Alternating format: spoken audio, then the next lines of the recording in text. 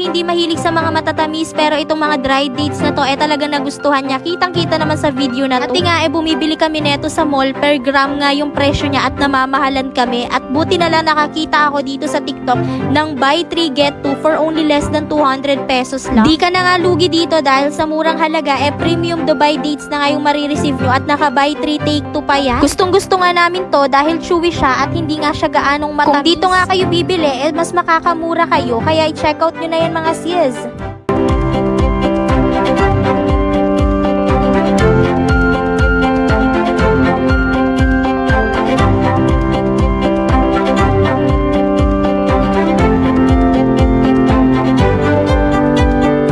Ito na guys. Charan! So, recommended ano nito, dose charing. May dose, so recommended dose nito is 3 to 4 daw na dates a day. So marami din naman tong health benefits.